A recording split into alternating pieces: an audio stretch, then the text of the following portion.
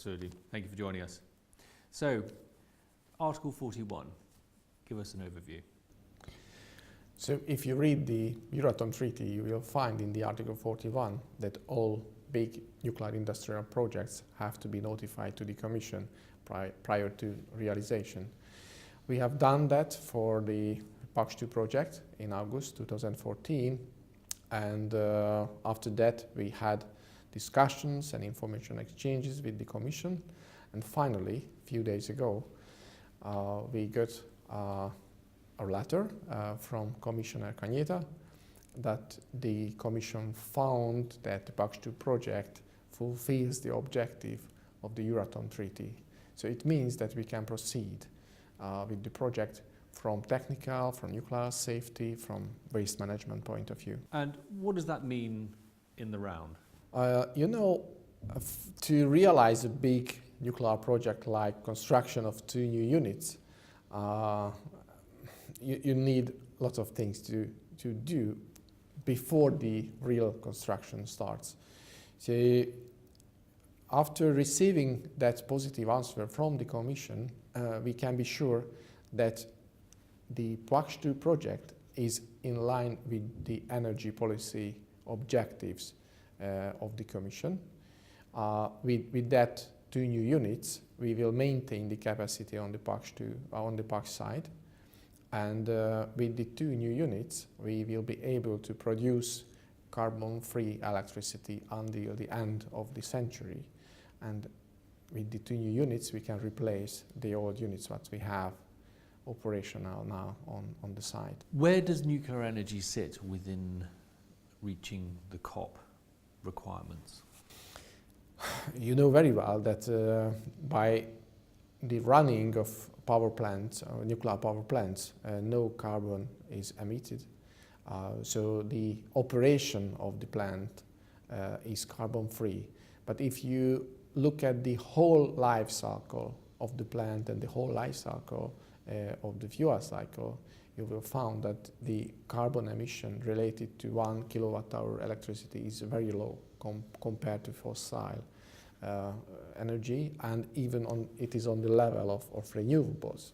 So if we really want to combat climate change and limit the emission of CO2, we really need nuclear. But in addition to that, I think it is extremely important to have baseload power plants, because in the nowadays discussions it is forgotten that the weather-dependent renewables cannot deliver the electricity when we need the electricity. So the big advantage of nuclear is that it can be run as a baseload power plant, and we can really cover the baseload needs with nuclear. What was the impetus for Hungary to go that particular route?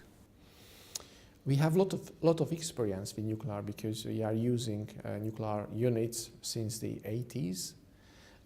So we have more than 30 years experience, and we have very limited energy resources. We have some lignite, but you know, if you burn lignite, then CO2 is emitted to the environment, and also the lignite amount of lignite available in the country is very limited. Hungary is a flat country, so we could use only very limited hydro resources, and the other weather-dependent renewables would be not enough to cover the needs. If we would not be able to construct new units on the Paks site, we would in fact use more natural gas, which is also imported to the country. So I think from energy security point of view, it is much better to use nuclear because it is carbon-free, and you can store the fuel for years. In addition to that, we have a contractual construction where we can involve other suppliers, fuel suppliers later on, so we can later on diversify the fuel supply for the new units if there will be other vendor available on the market. And how receptive are the Hungarian population to these two new units? Actually, Hungary is a pro-nuclear country, so it is accepted that we are using nuclear. Especially the citizens living around the plant, they are very supportive. So I think the figures are promising, and we hope that we can keep the public support also for the future. What have you discovered during the course of the symposium that you didn't know before? You know, all these kind of symposiums and conferences are very important because networking. So you can meet a lot of people and discuss important things.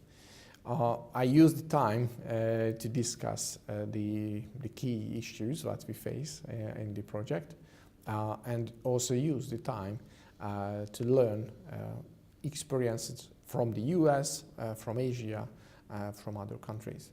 The event was very useful, I think. I like to see the market analysis of the uranium and really see what the other operators and vendors are doing. And so what does the future hold? We have to work a lot to make the future really good, because in the given market conditions it is really complicated to realize new projects. And we really need to make efforts to go forward. Well, thank you very much for your time. Thank you very much.